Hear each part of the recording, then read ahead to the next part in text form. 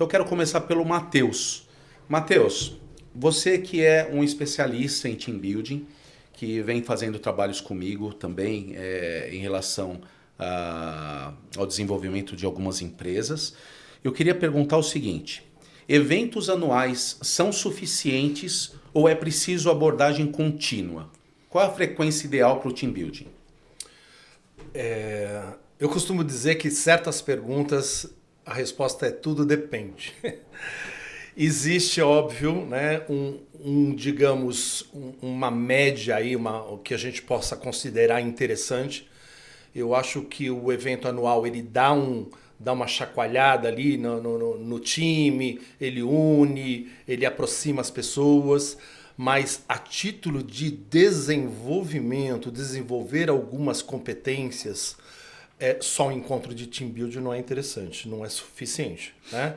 Então, creio que a gente passaria aí para um encontro a cada 6 meses. Opa, percebemos que tem alguns gaps, algumas competências que precisam ser trabalhadas, vamos trabalhar no intervalo menor. Então existe tudo depende da demanda, né? Quando a gente vai atender uma empresa, a gente faz aquela coleta de briefing, dá aquela verificada como que estão as relações, como que está a produtividade, para aí a gente fazer né, talvez workshops avulsos ou um programa de desenvolvimento. Então são muitas as possibilidades, mas eu creio que esses de 6 em 6 meses seria um prazo aí mínimo interessante.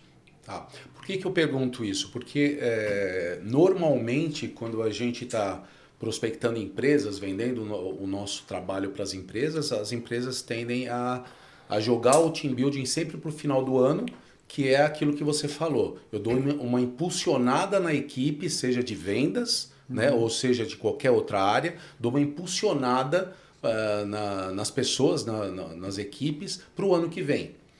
Mas é isso que eu queria que você se aprofundasse. Se a gente impulsionar só para o ano que vem, concorda que em algum momento, qual é a duração dessa motivação? Qual é a duração dessa habilidade, desse conhecimento, né, dessa aprendizagem? Olha, vou te abordar essa questão por 2 pontos. O primeiro, por que as pessoas querem no final do ano? Porque normalmente eles querem juntar um team building com uma celebração, uma confraternização. Isso já fiz muitos. Então a empresa vai ter um dia de celebração para que as pessoas se divirtam, né? Tem uma festa, tem um DJ. Então começa o dia com team building, uma coisa um pouco mais sóbria, mais organizada, e depois acaba nessa confraternização. Então, normalmente eles escolhem esse final de ano por causa disso. Porém, né, um team building não faz milagre. Né? Somos seres humanos. Há quantas coisas eu, você e quem está nos escutando estão tentando mudar nas suas vidas, já sabem que precisam fazer uma adequação em alguma coisa, já tem consciência e ainda não conseguiu mudar. Né? Então, você fazer um encontro de team building, por mais que você aborde certas competências comportamentais, aquilo não vai durar. Quando você entrar no seu dia a dia, na correria, demandas, prazos, pressão interna, pressão do mercado, isso passou um mês e meio, ficou para trás. Por isso que é aquela minha primeira resposta sobre esse intervalo menor, porque somos seres humanos e para mudar as coisas é difícil. Até neurologicamente tem explicações que a gente não vai entrar nisso agora, né? Mas para você reconfigurar o seu mindset, o seu registro, né, da sua parte comportamental, isso demanda tempo. Então, um team building é interessante? É legal, motiva, as pessoas se unem? Sim, mas as grandes transformações precisam ser com intervalos bem menores. Legal. Uma coisa que fica muito claro para mim é assim, quando as empresas procuram um team building, ela tende a direcionar a solicitação achando que é algo igual a um treinamento. Não que não seja um treinamento, é um treinamento, né? Mas em um formato diferente. E eu vejo que a coisa só vai acontecer e bem feita se ela tiver um diagnóstico bem feito. Então eu queria que você falasse um pouco sobre o diagnóstico. Qual a importância do diagnóstico? É fundamental, fundamental se a gente quer que este encontro não seja apenas a tal da diversão, a tal da confraternização, que tenha realmente mobilize, starte algum processo de transformação, você precisa estar atrelado a um diagnóstico, né? E aí tem várias formas, você pode fazer, né, pesquisa de clima, você pode fazer vários tipos de assessment, você pode coletar informações com o RH, você pode coletar informações com os líderes de áreas, e, né, pode ser por intermédio de entrevistas. A coleta disto tudo, com este olhar da consultoria de alguém que está do lado de fora, né, não está envolvida nos processos do dia a dia, faz com que a gente faça esse diagnóstico e tenha um desenho de um trabalho, não importa qual, se é um team building, se é um workshop, se é um programa de treinamento, a partir desse diagnóstico. Ele é fundamental. Muito bom. Vou para outra pergunta aqui. Como a gente deve personalizar as ações para diferentes perfis de colaboradores? Primeira coisa, de novo a questão de somos seres humanos e somos únicos. Só que a gente cresce em relação, né? Estamos aqui fazendo um trabalho, 3 pessoas, desenvolvendo coisas. Você está me fazendo perguntas, percebendo o meu timing, vendo o meu corpo. Você é um consultor, está com esse exercício de fazer isso. Eu também estou percebendo você, percebendo o Luiz. Então, a gente vai desenvolver trabalhos e crescer juntos. Então, de novo, a gente vai para um diagnóstico, pode fazer um assessment, por exemplo, um DISC, a gente descobre um perfil, né, comportamental daquele indivíduo. Só que como que a gente vai fazer aquele indivíduo trabalhar com outro indivíduo completamente diferente dele? Né? Uma das metodologias que eu uso contempla, né, que nós usamos, né, nos nossos trabalhos, contempla essa relação, essa interação. Então a gente também constrói atividades dinâmicas para que a gente vá, né, como diz o mineiro, ali a gente vai comendo pelas bordas, a gente vai começando um encontro aquecendo as pessoas, fazendo trabalho por vezes em duplas, em trios, em pequenos grupos, para que aquelas pessoas que são indivíduos isolados comecem a trabalhar diferentes, né, comecem a trabalhar em grupo em prol de um objetivo único. Então, o que une é esse objetivo único, o objetivo comum daquele grupo, né? Então, existe uma forma de você desenhar um encontro, desenhar um workshop, por exemplo, que você vá paulatinamente fazendo essas conexões para que essas pessoas com perfis diferentes, e é importantíssimo ter perfil diferente, né? Lógico. Porque tem, né, áreas diferentes dentro de uma empresa e cada pessoa está mais adequada a um tipo de área, né, um tipo de necessidade, de função. Então é isso, fazer esse diagnóstico e desenhar o encontro, desenhar esse projeto essa de apresentação. encontro, que normalmente é uma vivência. Eu troco a palavra apresentação por vivência. Não, mas quando eu falo de apresentação, é a apresentação eu me apresentando para você. Entendeu? Sim. Nessa vivência, eu estou me apresentando para você. Então, essa dinâmica que a gente cria é exatamente para as pessoas se apresentarem. Quem sou eu? Porque no dia a dia de trabalho, as pessoas não se apresentam. Olha, o meu sentimento é esse, eu falo assim, ou eu sinto assim. Não acontece isso. Sim, com certeza. Mas nas dinâmicas que a gente faz, a gente consegue viabilizar isso para que elas interajam de uma forma mais inteira, né? Não tem como. Eu sou completamente diferente do Luiz, mas nós achamos um ponto em comum. Vamos dizer, corrida, bike, eu gosto. Opa, deu uma liga, deu uma conexão. Isso pode criar um vínculo e a partir desse vínculo outras coisas mais profundas vão acontecendo. A gente vai fazer um trabalho colaborativo, que é o tal do desenho do encontro que eu falei, né?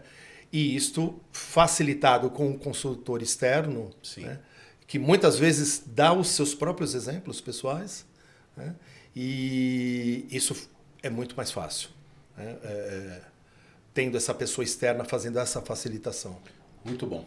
Ô Luiz, para você participar um pouco dessa questão do team building nesse momento, eu queria que você contasse um pouco de uma experiência de team building que você tenha vivido, que ficou marcada para você. Eu participei de um team building, foi em 2003. Era uma experiência circense, né, de uma empresa em que eu trabalhava, e o trabalho ele se fez da seguinte forma: eles contrataram uma empresa de circo, ela trouxe o circo, eles armaram para nós a tenda do circo, trouxeram todos os figurinos, foi muito legal. E nós tivemos ali um período de 4 horas para que nós pudéssemos ali treinar, né, tudo aquilo que os palhaços, que aquelas pessoas que atuam dentro de um circo pudessem fazer. Eu lembro que eu fui o malabarista na época, né? E foram 3 horas ali de treinamento, mas eu consegui. E o que foi muito bacana, Marcelo, na minha experiência, é que quando a gente terminou o trabalho, chegou um ônibus lotado, foram 3 ônibus com crianças de uma comunidade carente que vieram para assistir a nossa apresentação. Olha o tamanho da responsabilidade, né? Então, tudo isso que o Matheus trouxe, ele tem um contexto por detrás, porque imagine, a sua responsabilidade, tinha pipoca, tinha algodão doce, mas imagine a responsabilidade de você apresentar para uma criança que veio com uma expectativa, um espetáculo. Então, era muito importante isso que o Matheus falou, né, desse processo colaborativo entre todos, porque ele funciona como uma engrenagem. Então, o palhaço tinha que estar muito alinhado com o malabarista, que tinha que estar muito alinhado com a pessoa que ia fazer o show. Então, isso foi muito importante, e ali a gente teve essa percepção de que era importante, né, a gente, cada um dentro das suas características, mas que a gente tinha um objetivo comum, que era ali proporcionar um espetáculo para aquelas crianças que estavam ali. E vocês inicialmente sabiam que essas crianças viriam? Não. Nós não sabíamos. A gente ficaria muito mais nervoso nisso, né? A gente ficou sabendo quando chegaram os 3 ônibus, que nós olhamos e falou, meu Deus do céu. Aí chegou pipoca, chegou algodão doce, aí foi uma festa, mas mesmo assim a expectativa foi... Mas olha que interessante, existia um propósito que era atender essas crianças. Depois eu gostaria de que você falasse um pouquinho da resposta dessas crianças, como elas receberam esse espetáculo. Existia um propósito por trás que nem vocês sabiam e que com certeza virou a chavinha depois. Virou. Eram crianças carentes, né? Então, crianças que não têm a oportunidade de estar num circo, né? E que ali, para elas, foi assim, a expectativa que elas criaram diante do que nós iríamos apresentar era algo que a gente conseguiu perceber, né? E você vendo ali o sorriso, o olhar delas, a transformação delas, né? De risadas, de palmas e tudo mais, é transformador. Ali é o resultado final do seu trabalho.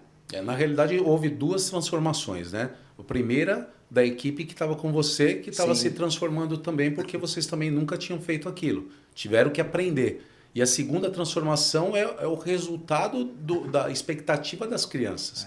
Que já sabia que ia para um circo, mas não sabia que quem ia estar no circo eram pessoas iniciantes ou que não conheciam daquilo que aprenderam naquele momento, né? Exato.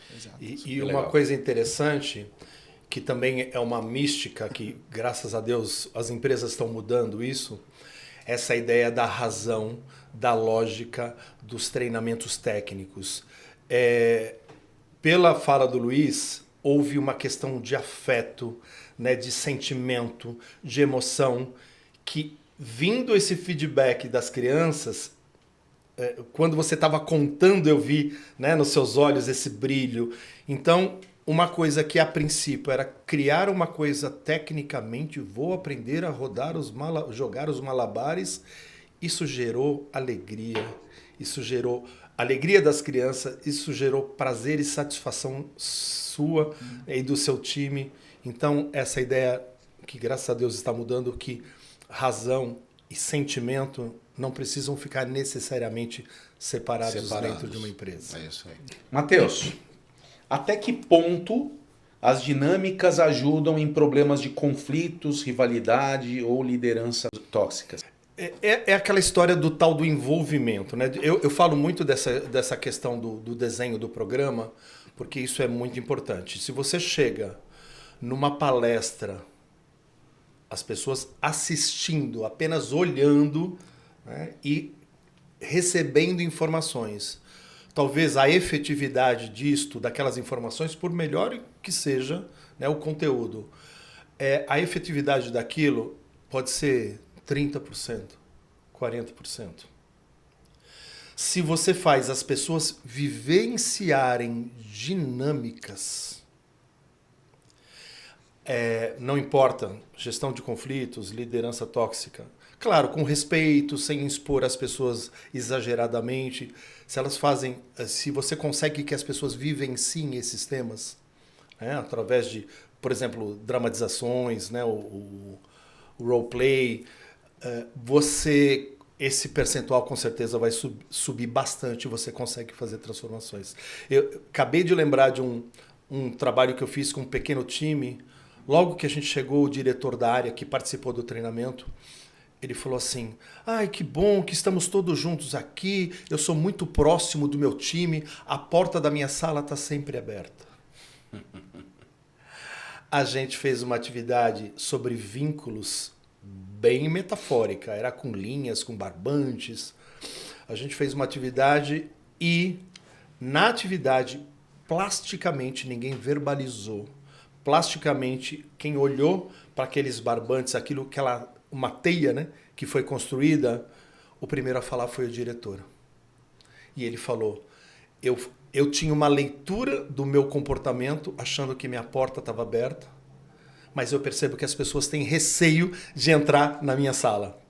Então, de uma forma, provavelmente, né, era uma liderança tóxica, as pessoas tinham medo de falar com ele, a porta física, né, a madeira estava aberta realmente, mas as pessoas tinham receio. Então, com certeza, com esse tipo de dinâmica, esse percentual, né, de a gente conseguir atingir alguns objetivos, ele sobe, né, 100% a gente nunca garante. Não, aí tudo né, bem, porque é utopia, né? Espero que não, porque a gente quer ter serviço para muito tempo ainda, né? Exatamente. Se for 100% no primeiro treinamento, ele não contrata mais. Pois é. Mas o que acontece? Fazendo esses exercícios, dinâmicas, team building que a gente faz, a gente leva as pessoas a serem elas próprias, né? A gente traz algumas coisas que eles normalmente não colocam para fora no dia a dia de trabalho, e que lá ele coloca, e aí ele mostra quem é ele de verdade, né? Muitas vezes essa liderança que é difícil de conversar, de dar abertura e tudo mais, às vezes foi o aprendizado que ele teve no dia a dia, né, de trabalho, desde o primeiro momento de trabalho, aprendeu com o líder também assim. Então ele vem trazendo isso achando que era o melhor caminho, mas a comunicação, toda essa forma de você se relacionar com as pessoas, tem uma interação maior, faz com que as pessoas se libertem daquela prisão muitas vezes. Não quer dizer que seja para todo mundo, mas muitas vezes pode acontecer dessa forma. Porque ele nunca é sobre você, né? Ele é sempre sobre o outro. Eu estava ouvindo o Matheus falar, e a liderança do futuro, como que eu acredito nessa liderança, né, Matheus? É a capacidade que o líder tem de ter a inteligência emocional, porque quando ele tem essa inteligência emocional, ele consegue reconhecer, que foi o que aconteceu com esse líder, né? Ele consegue reconhecer quais são os passos que ele precisa dar para alcançar os objetivos dele, ele consegue ser mais resiliente. E todo profissional ou todo líder que ele tem essa inteligência e essa resiliência, ele está preparado para ajudar os outros a resolverem os problemas, porque ele já passou por esse problema, reconheceu o que ele tem e tentou ser resiliente para resolver. Então, ele está muito mais capacitado para poder ajudar. E ouvindo vocês falarem do treinamento, dando essa oportunidade para o líder, isso tem um resultado fantástico depois na maneira como ele vai conduzir a equipe, os resultados que isso vai trazer para a equipe dele, né? Sim. E muitas vezes a gente é contratado por um líder, ele demandou alguma coisa para o RH, ou o RH, né, coletou alguma informação da área, E na hora do treinamento o líder não entra, ele fica afastado. Né? Então, isto não é para mim, isto é para o outro, isso é para o meu time. E em algumas outras situações, o líder entra de igual para igual, numa linha ali horizontal com os colaboradores. Aí sim, aquilo que essa transparência que você falou, isso fica patente e nítido. E todos têm a ganhar com isso. Uhum. E normalmente, muitos, pelo menos no início dos treinamentos, eles são jogos mais simples, usado muita metáfora. Então, as pessoas não se sentem tão expostas. Muitas dessas dinâmicas elas são lúdicas, são divertidas, descontraídas. Aí, de novo, é aquilo que você falou. As pessoas se soltam. E se soltando, às vezes mostram o melhor e o pior. Às vezes mostra o pior. E aí a gente conversa, respeita, né, acolhe tudo isso, procura não expor as pessoas, mas ali nas entrelinhas, ou o próprio líder percebe, como foi o caso desse diretor que eu contei, né? Ele mesmo percebe que não era bem o que ele imaginava. E aí já começa o processo de transformação ali mesmo. Sim. Uhum. Bem, Luiz, qual a importância, ouvindo tudo isso sobre o team building, qual a importância que você vê do team building para a área comercial? Marcelo, eu vou dar um passo atrás para responder. Tá bom. Eu acredito que o futuro das organizações ele dependerá muito da capacidade que as empresas terão de desenvolver pessoas, tá? De criar um ambiente colaborativo e de diversidade. Então, o que eu quero dizer com isso? Né? É que para que as empresas consigam no futuro serem competitivas, elas vão ter que ter uma cultura totalmente centrada nas pessoas. E quando a gente traz esses pontos, o que eu vejo de muito importante? Primeiro, você precisa criar ali uma personalização da experiência do colaborador. Isso já tem muitos dados hoje da McKinsey, da Deloitte, de muitas empresas que falam de gestão de pessoas, que trazem isso como futuro da gestão de pessoas, a necessidade de você conseguir personalizar essa experiência. E de que forma que isso vai acontecer? Você olhando para as expectativas que essa pessoa tem na vida pessoal dela e tentando levar isso para o ambiente de trabalho e implementando isso através de mecanismos como coaching, treinamento, desenvolvimento. Então, ali você vai conseguir atender e desenvolver essas pessoas. O segundo ponto, eu entendo que é você criar mecanismos também para que você consiga, acho que o Matheus falou de uma forma muito brilhante sobre isso, mas de você criar mecanismos para que você consiga trabalhar ali a construção de um ambiente colaborativo dentro das empresas, né? Porque o futuro vai depender disso. E a diversidade. Não só falando dos recordes de diversidade, mas eu acredito que a diversidade cognitiva, porque quando você tem isso dentro de um ambiente, você consegue trabalhar muito bem, você consegue olhar os problemas sobre perspectivas diferentes e você consegue resolvê-los também sobre várias perspectivas, né? Então, dando esse passo atrás e respondendo à pergunta em relação ao team building, todos esses aspectos de desenvolvimento, eles passam por um mecanismo que é o team building, onde você pode ali, além de você conseguir transformar a maneira como as pessoas vivenciam o dia a dia e ajudam a empresa a alcançar os resultados, mas também trabalhar de uma forma colaborativa, como vocês já falaram exaustivamente aqui. Então, eu penso que o team building, ele é uma das alternativas e que pode ajudar muito nesse processo. Matheus? O Luiz falou uma coisa que também é algo que está mudando. Espero que isso intensifique um pouco mais, que é essa questão da humanização dentro das empresas, né? O resultado é importante? É importante. Só que a gente está aqui, né, nesse planeta de passagem, né? Então, assim, eu vim aqui só para ter faturamento alto, autoprodutividade, ou eu vim, né, para fazer alguma coisa para este mundo, para entregar alguma coisa. Sem querer filosofar muito, mas o exemplo que você falou das crianças. com certeza vocês mudaram o dia, ou a semana, ou talvez um mês dessas crianças, né? Então, a gente está tendo um movimento de perceber que atrás daquele operador de máquina, por exemplo, que eu já fiz treinamentos para gente de chão de fábrica. Sim. E eles fizeram meditação. Quando a gente falou essa proposta para o cliente, ele ficou meio assustado no começo. Qual a diferença de mim para esse cara? Porque eu posso fazer uma meditação e esse cara... Não. E eles não. É um ser humano igual a mim. Né? Então, acho que desta fala do Luiz, eu faria essa observação de que a gente está num momento em que as pessoas estão buscando essa humanização, buscando inclusão, então inserir neurodivergentes, né? Pessoas com algumas síndromes, a questão da LGBTQIA+, né? Tudo isto é até interessante comercialmente, né? Não que tenha que fazer isto, mas se eu quero ter uma empresa criativa e inovadora, como é que eu vou ser criativo e inovador se eu não tenho esse público? Se eu não tenho todo mundo lá. Se eu não tenho todo mundo lá. Exatamente. Né? Então eu vendo um produto, e isso a gente vê, né, pelos comerciais de televisão, né, que está tendo, né, um cuidado com esse público. Mas por trás disso só está a busca do dinheiro, ou vender mais, ou realmente respeito por todas as pessoas com as suas individualidades, né, as suas características, né, específicas. Então, felizmente, a gente percebe que isso está mudando bastante e me deixa feliz.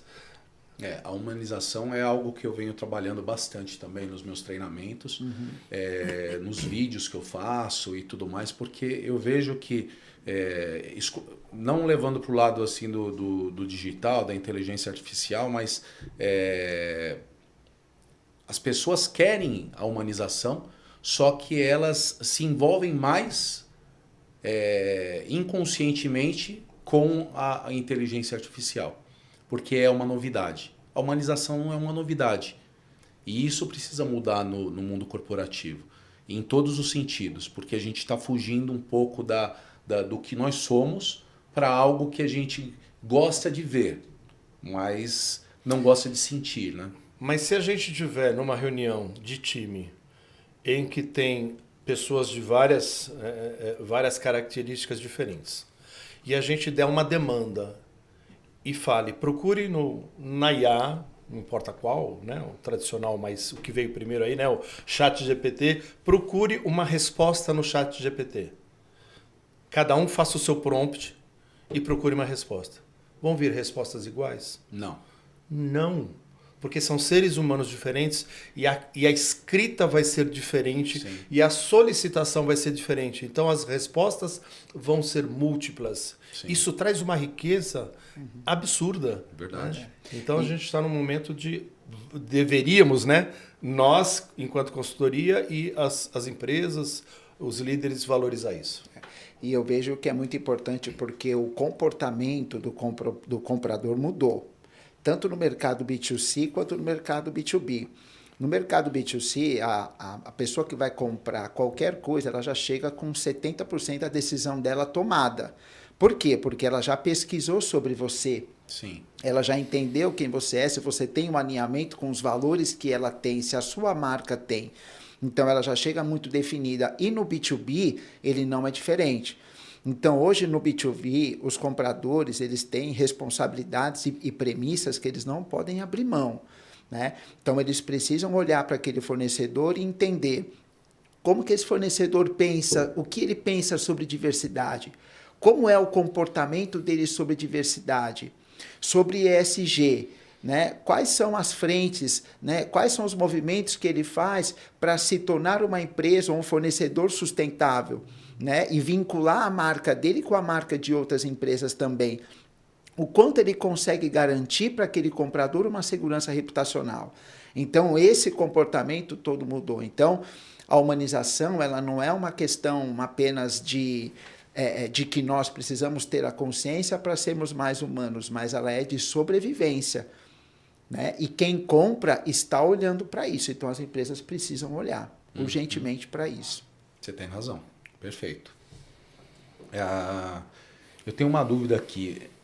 Você pode trazer alguma situação que você lembre de alguma equipe que você liderou e que teve dificuldades no trabalho em equipe? Claro, isso passa muito, muito pelo comportamento do líder dessa equipe, né? O líder ele precisa ter muito claro alguns pontos para que ele consiga favorecer todo esse processo de trabalho em equipe, né? Então, todo líder ele tem que criar uma cultura, né? Vamos se dizer assim, uma cultura emocional, uma cultura de confiança e segurança psicológica. Sim. Vamos colocar dessa forma, para que ele consiga extrair o melhor da equipe dele. Então, acho que esse é um ponto fundamental e passa por aquilo que eu comentei lá no início, que todo líder que tem a capacidade de entender e compreender o que ele precisa mudar e ser resiliente, ele está preparado para ajudar os outros, porque dentro de uma equipe as pessoas têm problema também, né? Então, a partir dessa criação desse ambiente de confiança e de segurança psicológica, ele consegue ir para um segundo ponto, que é fomentar e favorecer o aprendizado contínuo. E a gente volta para o treinamento, né? A gente volta para o ponto do desenvolvimento, que é muito importante. Então, ele tem que ter essa cultura e essa característica de fomentar isso. Em terceiro, Marcelo, que eu acho que é muito importante, acho que o mais importante de todos é ter uma comunicação clara. Líder que não tem comunicação clara e que não mostra para a equipe dele onde cada um precisa chegar e de que forma, você também vai ter ruídos dentro da sua equipe, né? E o quarto ponto é você conseguir realmente mostrar o quão próximo ou distante você está do objetivo que você precisa. Então, quando você tem ruídos dentro de uma equipe, geralmente, eu diria que 90% é porque esses 4 fatores que eu coloquei agora não acontecem. E o mercado, ele tem exigido muito, né? No mundo pós-pandemia, e aí eu já trago o exemplo que vocês pediram, a forma de se você relacionar com os clientes mudou muito. Então, o nível de dificuldade das equipes de vendas aumentou muito. Depois da pandemia, 95% das empresas não estão em momento de compra. 95% não estão. Isso dificultou muito o trabalho do vendedor. E o mais difícil é quando eles chegam para comparar o fornecedor, que eles entram no momento de compra, eles gastam de 5% a 6% do tempo dele. O que significa isso? Que os outros 95% do tempo desse comprador, ele está pesquisando as empresas. Então, isso fez com que os vendedores precisassem mudar a forma de trabalhar e construir relacionamentos, né? Mas construir relacionamentos com autoridade, construir confiança, construir credibilidade, e isso causou muitos problemas nas equipes, né? Porque você tem um vendedor, e aí eu entro no treinamento, você tem um vendedor atingindo alta performance, e hoje você tem um número muito claro, 20% das equipes de venda atingem alta performance. 60% dessa equipe são os medianos e os outros 20% não atingem os resultados. Então, olha o que isso causa de desequilíbrio dentro de uma empresa. Então, você tem que criar mecanismos e formas de você desenvolver todo mundo para que eles consigam se transformar e chegar juntos onde precisa, né? Eu estava ouvindo esses dias um amigo falar que os líderes de venda chegam e falam, cara, onde eu arrumo um vendedor bom? Cara, não é o vendedor bom. Você tem que ter vários vendedores que você consiga transformar para que eles cheguem juntos na linha de chegada. Sim. E você não tem outra forma de fazer isso. Só não resolve tudo. E você não tem, Marcelo, outra forma de fazer isso se não for pelo treinamento, pelo desenvolvimento e pelo aprendizado contínuo. Perfeito. Perfeito. Você já pegou equipes assim? Já. Principalmente depois da pandemia, né? Antes da pandemia era muito mais fácil porque os treinamentos aconteciam de forma mais contínua, mas depois da pandemia mudou um pouquinho esse cenário, o comportamento das empresas. Só que o futuro das organizações, elas vão exigir. Se você não trabalhar para desenvolver pessoas, para criar ambientes colaborativos, você não vai conseguir ser competitivo no futuro. E a única maneira de você fazer isso é desenvolvendo liderança. E como que você desenvolve liderança? Com treinamentos que permitam ele ter essa capacidade de levar a equipe do ponto A ao ponto B, que é o que eu fiz. Então, essa é a experiência que eu tive e que eu percebi. Só que a gente percebeu isso, né? E como a maioria das empresas percebe muito na dor. Mas você tem que tomar decisões rápidas e você tem que fomentar o aprendizado contínuo. Ó, só para vocês terem ideia, eu trabalhei numa empresa que ela vinha patinando há muitos anos. Era uma empresa de construção civil que tinha 30 anos de mercado na época que eu entrei e que patinava muito em relação à área de vendas. E aí tinha uma equipe gigantesca, mais de 100 pessoas na rua vendendo como representante, tinha 20 pessoas internas trabalhando para esses representantes, e eles tinham uma dificuldade danada, porque a empresa não tinha essa visão, isso do dono para baixo, não tinha essa visão de comunicação, de humanização, de relacionamento. Beleza, o que aconteceu? Me chamaram para trabalhar nessa empresa, onde o gerente não parava mais do que 6 meses lá. E aí eu fiquei, quando eu soube disso, eu já estava contratado, então não tinha como pular fora. Mas aí eu comecei, existia uma regra dentro da empresa que você não podia se comunicar com os outros setores. O gerente daqui não podia se comunicar com o financeiro, que não podia se comunicar com a área de qualidade e assim por diante. E aí não existia comunicação lá dentro. Cada um por si. Você tem que atingir a meta, mas cada um por si. É onde você está fragmentando a sua empresa e quer que ela atinja um resultado que a empresa inteira precisaria. Enfim, conversando com todo mundo, vendo a situação, eu não tinha muita experiência naquela área, né, construção civil, mas o que eu percebi na época? Eu falei o seguinte: eu só posso começar de uma forma para eu não me quebrar aqui, que é trabalhar as pessoas. As pessoas por intermédio da humanização, por intermédio do relacionamento, por intermédio dos treinamentos da equipe que eu tinha, que era uma equipe grande, tanto interna como externa. Sem brincadeira nenhuma, 8 meses depois, eu já passei dos 6 que os caras se mantinham lá. 8 meses depois, nós triplicamos o faturamento da empresa. Enfim, trabalhando só a relação que as pessoas tinham internamente e externamente, tanto com os distribuidores, como com os representantes, como com a equipe interna. Quando esses todos começaram a conversar entre eles e os setores da empresa também, tudo mudou. O relacionamento mudou, as coisas mudaram e o resultado mudou. Não precisou milagre, não precisou do cliente. Lógico, o cliente tinha que comprar, mas não precisou eu trabalhar o cliente. O cliente só estava esperando perceber isso na empresa, que você ia ter resultado de tudo, entendeu? Eu trabalhei numa empresa que essa empresa estava com um problema muito sério de faturamento. E o treinamento ajudou essa empresa a sair do ponto onde ela estava e chegar em outro. Por quê? Porque o treinamento trouxe para ela a capacidade das pessoas enxergarem que se elas não aplicassem uma cultura centrada no cliente, eles não iam conseguir. Porque o treinamento, na minha visão, ele quebra muitos silos que tem dentro das áreas e dentro das empresas. Cara, e foi assim fantástico, porque você tinha uma área pensando na entrega dela, você tinha uma outra área pensando em vender, você tinha outra área pensando no cliente, outra área pensando no impacto que tudo isso ia ter para o trabalho dela. Com o treinamento, você reuniu todo mundo e falou, gente, vamos colocar o cliente no centro do negócio? O objetivo, né? Que Ele é o objetivo final. E aí a gente conseguiu, cara, e foi assim, 6 meses. Você conseguiu mudar o olhar das pessoas, é muito rápido. Você conseguiu mudar o olhar de todas essas pessoas e entender que eles só conseguiriam chegar onde precisassem se eles estivessem todos unidos ali com foco no mesmo objetivo. Agora, o duro é a gente, né, Matheus, conseguir provar para o cliente que o nosso trabalho, treinando, desenvolvendo, capacitando e tudo mais, foi o que influenciou, o que levou a empresa a crescer tanto assim. Como funcionário eu consigo enxergar.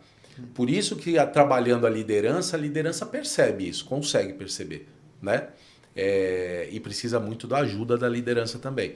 Então, assim, mas os diretores que não participaram de nada de treinamento, alguma coisa assim, o dono da empresa, de empresas menores ou médias, né? Elas não percebem, por isso que eles não têm, ainda nós no Brasil não temos a cultura das empresas pequenas e médias reservar um budget para o treinamento anual. Né? Às vezes é um só, às vezes é só uma palestrazinha para incentivar, às vezes é uma coisa ou outra, mas não é um budget real para você desenvolver a equipe de 6 em 6 meses ou de 4 em 4 meses, alguma coisa nesse sentido. Então esse é um desafio bastante grande para quem treina. Eu acho que está nesse pacote umas coisas que a gente já falou agora há pouco, que é essa questão da consciência dessa necessidade do crescimento, não só enquanto colaborador ou enquanto líder, o papel profissional, mas a gente precisa crescer enquanto pessoa também. Né? A gente tem um termo que eu costumo usar, que é cluster. Né? Nós somos um cacho de papéis. Então, antes de eu ser funcionário daquela empresa, não importa em que nível que esteja, eu sou pai, eu sou amigo, eu sou filho. Então, esta pessoa tem que perceber que ela também tem que ser um ser humano melhor. Né? Perfeito. A gente está falando de inclusão. Eu tenho um filho, né, com uma neurodivergência. Então, assim, as pessoas olham para ele com uma certa resistência, com um certo olhar. Em vez de aproximar e ter um olhar carinhoso, as pessoas olham como... E ele é bem diferenciado, hein? E olham ele como uma pessoa estranha. Só que, se der uma chance, ele é divertido, ele é brincalhão, ele não sabe ler e escrever, mas ele brinca com você, ele faz piada. Então, assim, essa pessoa pode ser muito útil numa empresa. Né? Então, a gente, sem querer colocar nas costas, né, dos líderes, que a gente falou muito sobre isso, mas a alta liderança, os donos, né, os CEOs, eles têm que entender o momento em que nós estamos. O Luiz falou agora há pouco. Sem isso, essas empresas vão ficar para trás. Né? Perfeito. Então, eu não quero eu enquanto líder, diretor, eu não quero me expor. Ok, beleza, não precisa entrar ali no meio, mas faz um trabalho de coaching, faz um trabalho de mentoria, tem um suporte diferenciado, porque eu evoluindo também enquanto pessoa, eu vou transferir esse aprendizado e essa evolução para ser um líder mais evoluído. Para equipes, para a empresa, para todo mundo. Enquanto o Luiz estava dando o case, né, a situação dele, eu lembrei de um outro case. A gente começou um treinamento para 80 pessoas, o trabalho estava incrível, eles entraram, a gente colocou uma música para entrar, eles já entraram brincando, completamente disponíveis para o treinamento. Começamos as primeiras atividades, eles estavam todos entregues para as atividades. Uma hora virou a chave, foi o diretor que entrou, e eu não percebi, o diretor não estava participando, ele passou por ali e ficou, e eu não fiz a ligação, até que uma hora uma pessoa chegou no cantinho, foi ali na mesa dos facilitadores e falou: olha, enquanto tal pessoa estiver aqui, você não vai conseguir mais transparência e verdade das pessoas. Então, é um diretor que precisa ter primeiro a consciência Sim. de que ele é visto dessa forma pelas pessoas, muito similar àquele outro caso que eu contei, né? E fazer um trabalho de desenvolvimento. Não quer estar junto? Ele tendo a ciência, ele vai ter uma motivação para que ele aceite, né, um trabalho desse. Sim, mas esse é um ser humano que acha que a culpa é sempre do outro. Pois é. Né? E aí a gente, com um jeitinho, chamou ele no canto, óbvio, não contou, né, o que a pessoa falou pra gente. A gente ali com um jeitinho, talvez, né, você dá uma volta para eles ficarem mais à vontade, daqui a pouco você volta. A gente deu um jeitinho para ele sair dali da sala. E, óbvio, depois, num relatório, num feedback, também delicadamente, né, a gente fez uma devolutiva, né, e colocou lá, talvez seria interessante você também fazer um trabalho de desenvolvimento. Né? Então, eu acho que precisa isto, né? Os grandes líderes, os CEOs, os diretores, né? A alta hierarquia também precisa acompanhar a evolução dos tempos. é um caminho sem volta. As empresas que vão sobreviver, elas vão precisar ser disruptivas, vão precisar inovar, e para que tudo isso aconteça, vão precisar se transformar, e para que tudo isso aconteça, elas vão precisar cuidar do bem-estar das pessoas. No final do dia, são as pessoas que vão fazer a empresa se transformar. E esse é um processo que precisa de acompanhamento, precisa de ajuda e precisa principalmente de desenvolvimento, porque não acontece do dia para a noite. Tanto que virou até lei, né? Agora, no mês passado, saiu a NR1, que fala sobre saúde emocional, saúde psicológica, né? Então, assim, a empresa não tem essa estrutura, não tem essa cultura e não se preocupa com isso, está ali parada no tempo, né? Veio uma lei que vai obrigar. Vai obrigar ela a se preocupar com isso e ter ações, né? Contratar... E tem que ter ações que realmente mude alguma coisa, né? Porque o que a gente percebe? Que ações tipo o CIPAT, que é uma ação da parte, normalmente na parte operacional lá, que eles oferecem uma palestra nessa semana da saúde mental, não sei o quê, aí vem um cara e sabe quanto eles pagam para uma palestra no CIPAT? R$1.000, cara. O cara não tem nem como trabalhar mais ou fazer alguma coisa diferenciada. Mas assim, se eles se preocupassem tanto, e é isso que eu espero que mude, que é o investimento também. Por isso eu falei do budget. O investimento das empresas em relação ao quanto elas querem pagar e quanto pode pagar, e não realmente falar, vou dar essa grana, vou pagar isso para resolver um problema. Não é resolver um problema, é facilitar que as pessoas compreendam o que é uma saúde mental. Né? Essa segurança psicológica que você disse, Luiz. Olhar para a saúde mental das pessoas hoje, dos colaboradores, é importantíssimo. A gente teve em 2024, Matheus, 470 mil afastamentos por conta de problemas emocionais. Hoje, burnout, pessoas que têm crise de pânico. Isso não pode ser comum dentro das empresas. As pessoas se afastarem por conta de burnout ou por conta de crise de ansiedade. Pois é, perfeito. 470 mil casos. Perfeito. Então isso precisa mudar. Sim, com Perfeito, certeza, perfeito. com certeza. Esse é um ponto que vale um novo podcast aí para a gente conversar sobre saúde mental. Porque se a gente pegar o quanto os treinamentos também ajudam para a saúde mental, tem vários exemplos que a gente poderia dar aqui. Uhum. Uma pergunta para o Matheus. Quando uma empresa deve procurar o team building ao invés de treinamentos tradicionais, ele definir, eu quero o team building ao invés de um treinamento tradicional. Na verdade, eu coloco tudo no mesmo pacote, né? Sim. As palestras, que agora há pouco parece que eu fiz uma crítica, mas as palestras são importantes. As palestras, elas sensibilizam para um tema, elas trazem informações que muitas vezes as pessoas não têm, né? Aquele palestrante é especialista em tal assunto, né? Os workshops pontuais de 2 horas, 4 horas, 8 horas, eles são importantes sobre trabalhar 2, 3 competências. Os programas de treinamento. Vamos fazer um programa de treinamento que toda última sexta-feira do mês a gente vai juntar o mesmo time. E o team building está nesse pacote, né? Mas normalmente o team building ele pega muito grandes públicos, né? Então eu não gosto muito dessa referência, mas esta máquina, né?